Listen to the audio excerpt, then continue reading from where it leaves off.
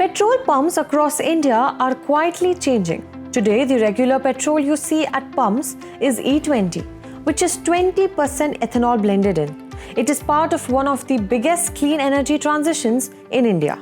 But what exactly is ethanol? And how does it affect farmers, the environment, your car and your pocket? Let us break it down. The biggest winners from India's ethanol blending program are its farmers.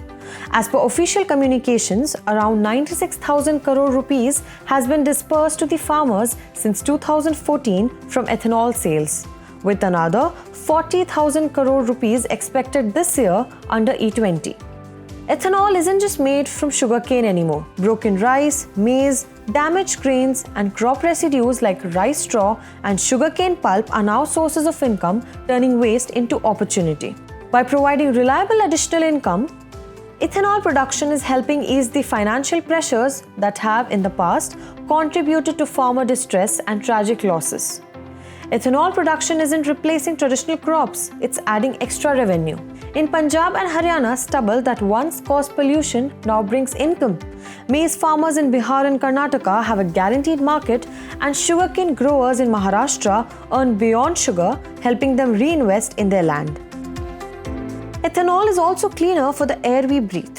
Compared to petrol, using sugarcane ethanol cuts emissions by nearly 2/3, while maize ethanol brings them down by about half. India is now shifting from E10 to E20 fuel, which means petrol now contains 20% ethanol instead of 10%. This switch cuts nearly a third more carbon. Since 2014, India's ethanol program has already kept over 736 lakh tons of carbon dioxide out of the air, the same as planting 30 crore trees. The government is also emphasizing maize and crop waste-based ethanol. These sources use less water and produce lower emissions, making the program both environmentally smart and farmer-friendly. Using crop residues like rice straw, wheat straw, bagasse, husk, and groundnut shells not only provides clean fuel but also prevents stubble burning, a major contributor to smog and hazardous air quality in Delhi and across North India. So, what does E20 mean for your car and your wallet? For most drivers, it helps engines run smoother and adds a little extra zip to your drive. Mileage stays almost the same.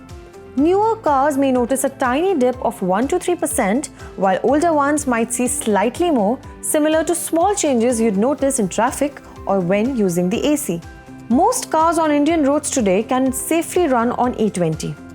Newer vehicles are already designed for E20, and for older ones, India's automobile experts and oil companies have confirmed that E20 works smoothly with just routine maintenance. In fact, tests show E20 is just as safe as regular petrol. And this isn't just an Indian story. Across Europe and Brazil, millions of cars run safely on ethanol blends. France alone expects over 5 million flex E85 hybrids by 2040, and Brazil is ahead with nearly 27 million vehicles already on ethanol or flex fuel systems. Car makers are backing this shift too. Maruti Suzuki's managing director has reaffirmed that their cars, including advanced prototypes and upcoming models, are fully engineered for ethanol blended fuels.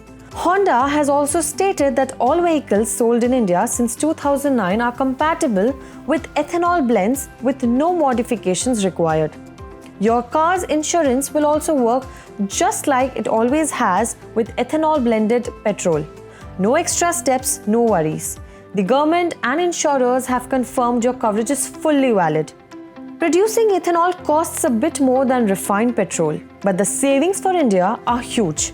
Since 2014, nearly 1.44 lakh crore rupees in foreign exchange has been saved, with another 43,000 crore rupees expected in 2025, helping keep petrol and diesel prices stable despite global market swings.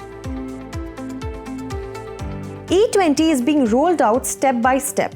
Any increase beyond E20 will happen gradually, with car makers, oil companies and farmers all working together to make the transition smooth and hassle-free. Rolling it out in phases not only keeps the transition smooth but also helps India use less imported fuel and clean up the air. With E20 becoming the standard fuel mix, farmers are finding new ways to use crop residues, the economy is seeing relief on the import bill, and cities are starting to breathe clearer air.